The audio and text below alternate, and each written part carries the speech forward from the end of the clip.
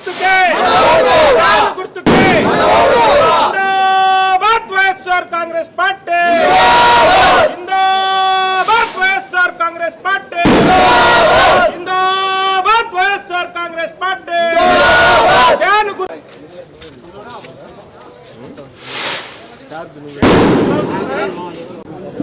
Fan sir sir sir జోన్ sir sir జోన్ sir కలీలనా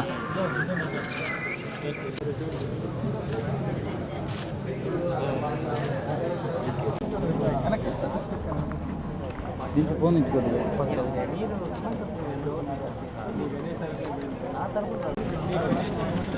అరే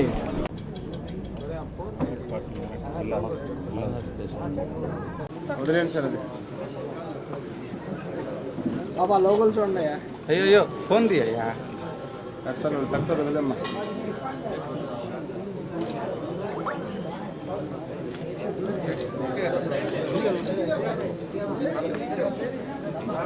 sir sir sir sir sir sir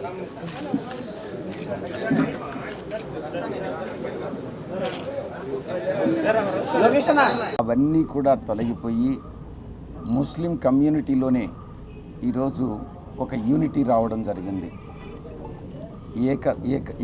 ఐకమత్యం. ఇక్కడ నెల్లూరులో ఉన్నటువంటి ముస్లిం సోదరులందరూ కూడా ఈరోజు ఒకటిగా సమిష్టిగా నిర్ణయం తీసుకోవడం జరిగింది. వాళ్ళకి వాళ్ళ యొక్క మత పెద్దల నుంచి వచ్చినటువంటి ఆదేశాల ప్రకారం ఈరోజు వైఎస్ఆర్ కాంగ్రెస్ పార్టీని సపోర్ట్ చేయాలి అన్నటువంటి నిర్ణయం తీసుకోవడం జరిగింది.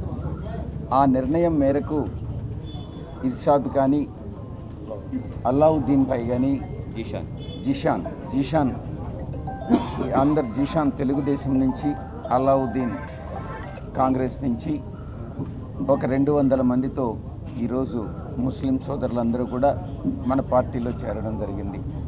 నిజంగా చాలా సంతోషకరమైనటువంటి పరిణామం. ముస్లిం సోదరులకి న్యాయం చేయగలిగింది ఒక్క వైఎస్ఆర్ కాంగ్రెస్ పార్టీనే. నేను మత పెద్దలు వచ్చినప్పుడు ఒక విషయం చాలా స్పష్టంగా చెప్పాను. యూనిఫామ్ సివిల్ కోడ్ మీద తెలుగుదేశం పార్టీ బీజేపీతో ఎలాగైతే జతకట్టిందో వాళ్ళ యొక్క విధి విధానాలు ఏంటి, రాబోయే పార్లమెంట్ ఎన్నికల తర్వాత బిల్లు ప్రవేశపెట్టినప్పుడు Telugu Desam party Chandrababu Naidu uniform civil కోడ్ని సపోర్ట్ చేస్తాడా, ఏ సంగతి చెప్పమని ఇప్పుడే చెప్పండి. ముస్లిం సోదరులందరినీ ఇప్పుడు కన్విన్స్ చేయగలడా, ఆ విషయం మీద చంద్రబాబు నాయుడు స్పష్టమైన వైఖరిని వెల్లడించాలి అన్నటువంటి విషయాన్ని చాలా స్పష్టంగా చెప్పడం జరిగింది. ముస్లిం ఇవ్వగలిగినటువంటి సంక్షేమ పథకాలు అమలు చేయగలిగినటువంటి పార్టీ వైఎస్ఆర్ కాంగ్రెస్ పార్టీ. చెప్పిన మాట తప్పకుండా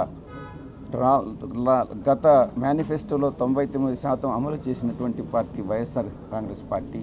రాబోయేటటువంటి ఎన్నికల తర్వాత ఇప్పుడు రిలీజ్ చేసినటువంటి మేనిఫెస్టోలో కూడా 100% అమలు చేస్తాము అన్నటువంటి విషయాన్ని చాలా స్పష్టంగా చెప్తా ఉన్నాను. నెల్లూరు పార్లమెంటు పరిధిలో ఉన్నటువంటి 7 అసెంబ్లీ స్థానాలు అభివృద్ధి కావాలి, నెల్లూరు అభివృద్ధి చెందాలి అని అంటే, ఇక్కడ ప్రజల జీవన ప్రమాణాలు పెరగాలి అని అంటే వైఎస్ఆర్ కాంగ్రెస్ పార్టీ వల్లనే ఇది సాధ్యం అన్నటువంటి విషయాన్ని తెలియజేస్తూ సెలవు తీసుకుంటా ఉన్నాను. ధన్యవాదాలు. గత కొంతకాలం నుంచి వైఎస్ఆర్ కాంగ్రెస్ పార్టీలోకి అటు టీడీపీ నుంచి కానీ, కాంగ్రెస్ నుంచి కానీ, జనసేన నుంచి కానీ అనేక మంది పెద్ద ఎత్తున వైఎస్ఆర్సీపీలో చేరడం కూడా జరుగుతూ ఉంది.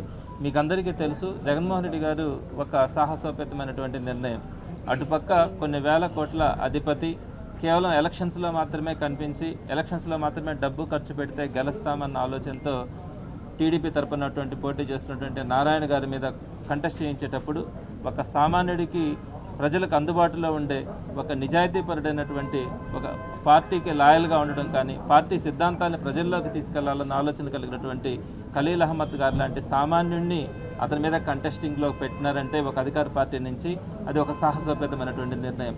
ఈరోజు ప్రజలందరూ కూడా ఒకటే చెప్తా ఉన్నారు, ఖలీల్ అహ్మద్ గారిని మనం గెలిపించుకుంటే భారతదేశంలో ప్రజాస్వామ్యానికి ఒక గౌరవం ఉంటుంది. అలా లేనప్పుడు డబ్బులున్న వాళ్ళు కేవలం ఎలక్షన్స్ అప్పుడు ఆ 5-6 నెలల పాటు డబ్బులు ఖర్చు పెడితే గెలుస్తారు అన్న సంకేతాన్ని మనము బయటకు కనుక ఇవ్వగలిగితే రాబోయే రోజుల్లో పేదలు సామాన్యులు బతకడం కానీ అలానే రాజకీయ నాయకులు కావడం కానీ 10 మందికి సేవ చేయాలన్న ఆలోచనతో రాజకీయాల్లోకి రావాలన్న ఆలోచన కూడా ఉండకపోవచ్చు.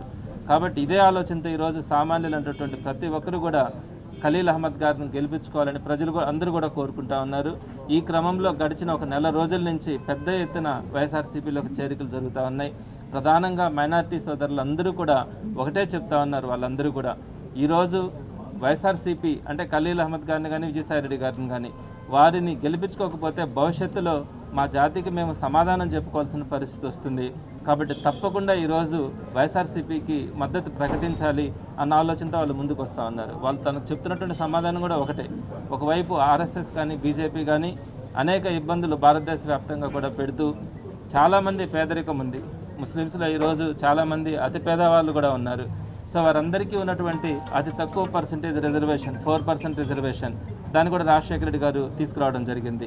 దాన్ని కూడా రద్దు చేయాలనుకున్నప్పుడు పేదవాళ్ళు ఎలా బతకాలి, ముస్లిమ్స్లో మైనార్టీల్లో ఉన్నటువంటి ఆ పేదల జీవితం ఎలా ఉంటుంది, ఇన్ని విధాలుగా బీజేపీ ఇబ్బంది పెడుతున్నప్పుడు ఆ బీజేపీతో జతకట్టినటువంటి టీడీపీని కనుక సమర్థిస్తే భవిష్యత్తులో ఇటుపక్క ఒక మైనారిటీ సోదరుడు పోటీ చేస్తున్నప్పుడు అటుపక్క కనుక మేము మద్దతు ఇస్తే భవిష్యత్తులో మా సమాజానికి కూడా మేము సమాధానం చెప్పుకోవాల్సి వస్తుంది.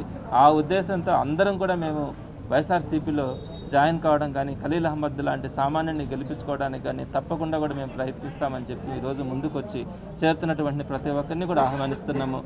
వైఎస్ఆర్సీపీలో అందరికీ కూడా మంచి గౌరవం ఉంటుంది. కార్యకర్తలకి ఒక భరోసా ఉంటుంది. అటుపక్క టీడీపీ కనుక చూస్తే కేవలం డబ్బులున్న వాళ్ళకు మాత్రమే ఎమ్మెల్యే సీట్స్ కానీ ఎంపీ సీట్స్ కానీ ఇస్తే ఇటుపక్క వైఎస్ఆర్సీపీకి వచ్చేటప్పటికి సామాన్యులకి